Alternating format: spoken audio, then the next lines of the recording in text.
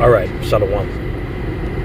First and foremost, I give all praise, honor, and glory to Yahweh, Bahashem, Yahweh Shai, Bahashem, Rachakodash. Double honors to our apostles and the elders of Great Millstone.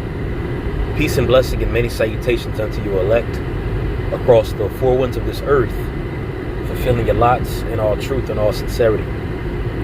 I'm the brother Shahar from the Great Millstone Dallas branch, coming at you all with another lesson through the Spirit. Lord's will, this lesson here is edifying, and Lord's will is pretty quick. I don't intend on making this too long, and it's going to be in the transit, so you're going to hear a little noise in the background and such. But just what I want to touch up on through the Spirit is namely going into how we know there's a lot of brothers that believe that might not necessarily be in Great Millstone, but they go out there and they teach. They go out on the highways and the hedges. They make themselves a living sacrifice on the altar, you know. And this is something that we all should pretty much know.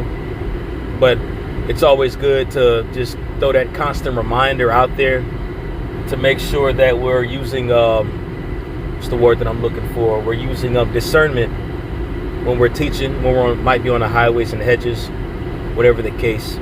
Especially since we're in the times right now where we know persecution is coming. We know different things are getting ready to transpire here within the near future. And the last thing that we need is the extra attention that's going to be put on us. And when I say the extra attention, just going into the unnecessaries.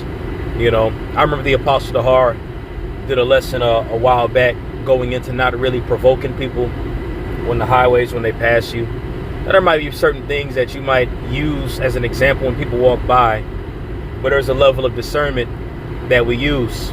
You know, we want to make sure that we're not egging people on and just really just doing things that are unnecessary.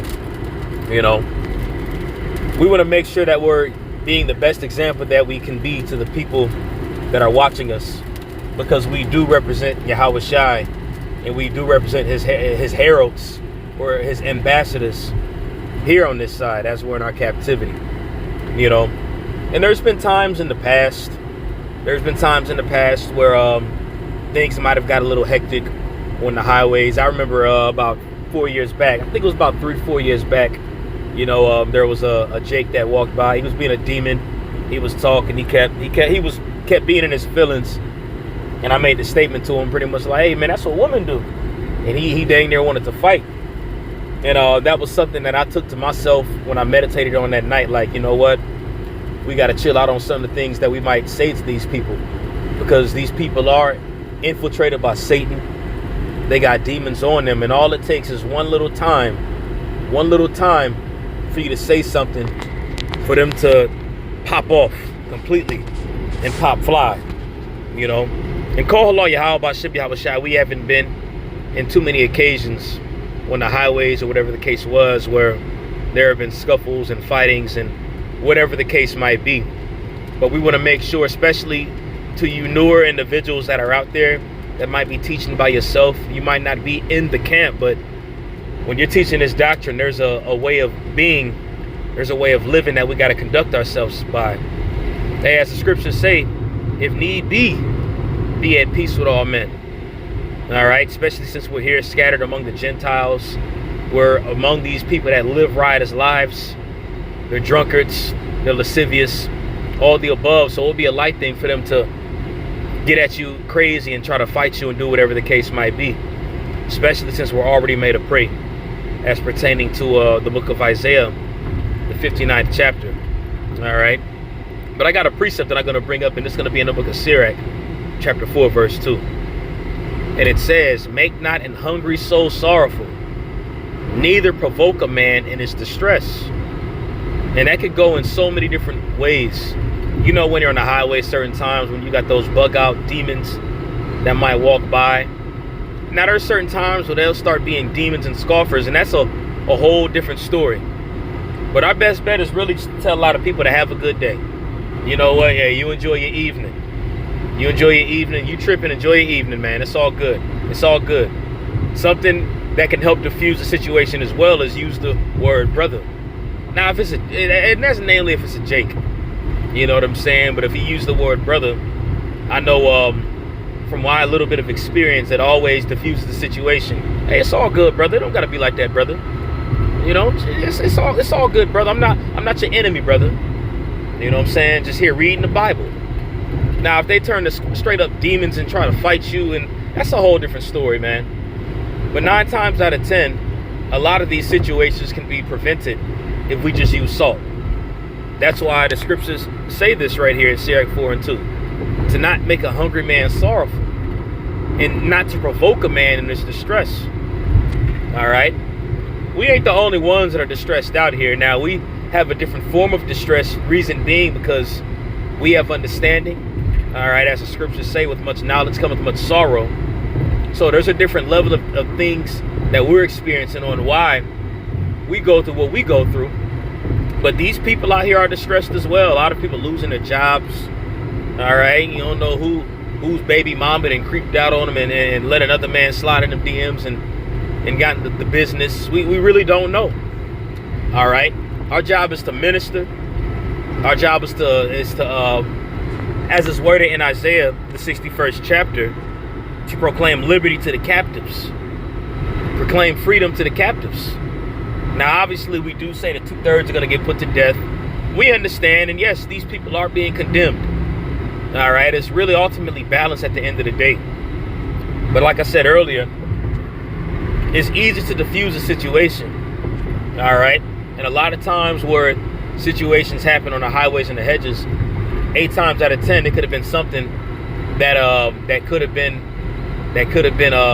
what's the word I'm looking for? It could have been extinguished. All right, and I want to bring this precept out in the book of Titus, the 2nd chapter. The reason why, because these things can happen, especially we be on fire on the highways.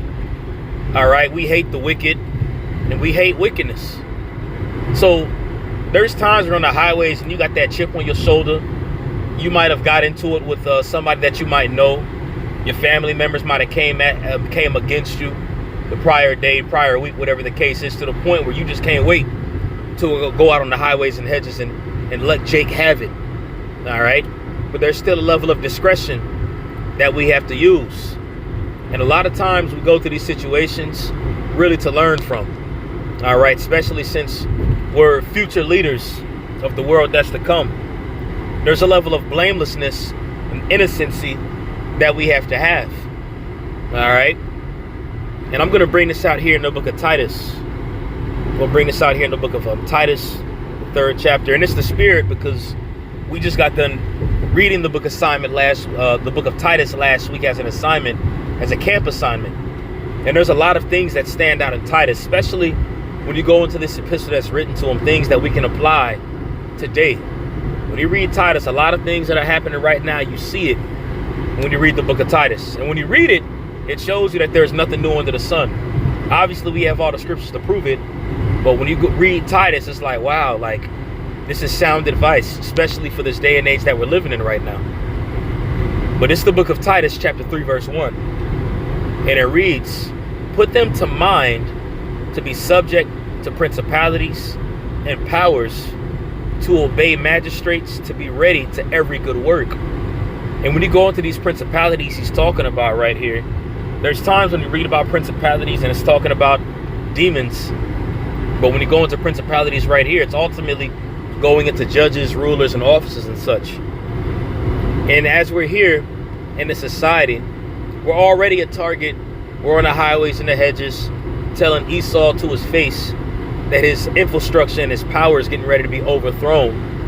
So within doing that, even though we've been given liberty and the freedom to do it, we don't want to do anything else and add anything else unnecessary on top of us already having targets on our back.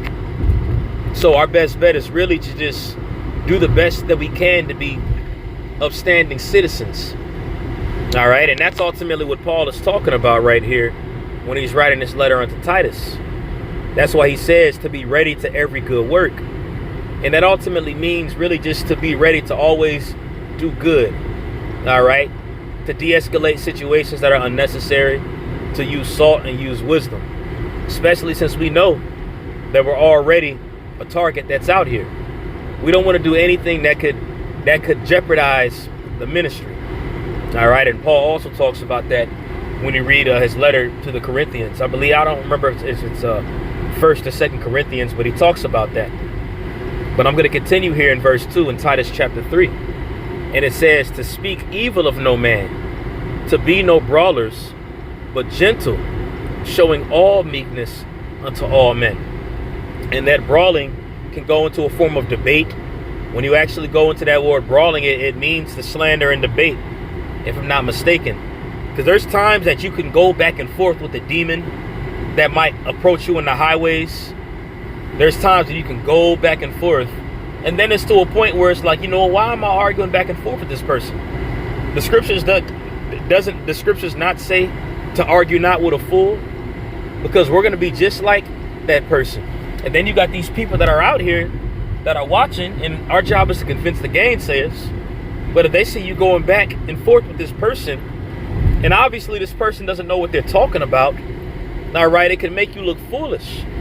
Now it's one thing to defend the gospel, and that's what we do. All right, when people ask questions, when they're demons, and they be like, well, what about this? People like vocab, you know, people like Jesus is the word. We know the scoffers that come up. Again, it's balance at the end of the day. But then you have certain level of demons that just come out just to troll. They come out just to troll, just to be demons. And a lot of times the situation can be ignored. Just tell them, hey, you know what? Enjoy your day. Enjoy your day. But I said I was going to go into this word brawlers right here. And this word here in the Greek is amakos, which makes me think of where they get the word macho from. You know, when you think macho, you think mighty. All right, macho man, somebody that always wants to be tough, the tough guy. That's just what makes me think of.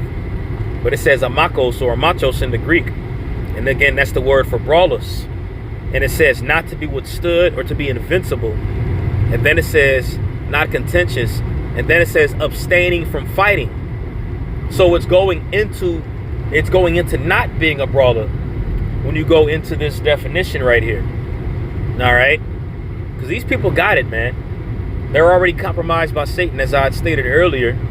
And with them being compromised by Satan, all right, Satan could be using these people to stir you up, to get you to the point where you're breaking the law. You get thrown in jail, all right, for something that could have been avoided. And don't get me wrong. Don't get me wrong. Obviously, if somebody comes to you wanting to fight and swing on you, yeah, I mean, you know, as a man, you're going to want to defend yourself, and that's different. But what I'm talking about right here is to de-escalate situations and not to provoke these people that are already dealing with demons and dealing with the affairs of this life and such, that don't know how to handle it at that. All right. So you don't want to throw oil on top of that fire, but instead you want to diffuse it with water, with this word, with the spirit, man. Hold on one second. I'm going through the gate of my job.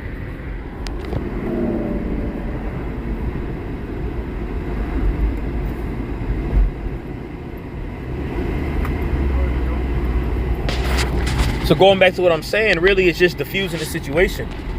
All right. Because Paul said to be gentle, showing all meekness unto all men. And literally, like, this is really just an exhortation, because these are things that we've experienced before. So since these are things that we've experienced, you know, definitely want to talk about it, you know, because I want to use our flaws and with the things that we've done that might not have been prudent around that time period to tell you through experience that it ain't worth it. All right, man, there's stories of brothers years ago that came into this truth and how they would provoke people and say this, that, and the third, man, and it never ended good. Now, obviously, the Lord was with brothers, you know, because brothers was a little more raw back then. But we're in a time right now, especially since we're entering into salvation, the time of salvation. We want to do the best that we can. That way the ministry can't be blamed. That way we can be without fault. Because a brother might see something that you might do or you might say on the highways, and it might work. It might work around that time. But he might forcefully try it and say it's through the spirit. But he might forcefully try it, and it could end up being that brother's demise, being to his downfall. You remember that example with I believe the group is called WFI, You know, the page was Adam Abbott, which I believe the name of the head of that camp. But you remember about a month and a half to 2 months ago, the cops came up there, and I can't really tell you exactly what happened to the T, but the cop went to hem him up or grab him, and he slapped the cop's hand down. You know, and he was trying to go back and forth with the police, when really there's a way to handle that. And I'm just using that as an example. All right. But that's why Paul wrote this letter. When you think about it, Paul wrote this letter to Titus, who was also a bishop. And not only was he a bishop, but he knew the type of situations and the circumstances that could easily befall upon those men, especially since they were scattered around those heathen who were brawlers.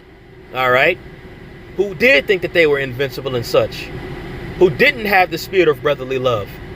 So he's giving them warning how to conduct the situation and diffuse situations before they happen. And we take heed the same exact way.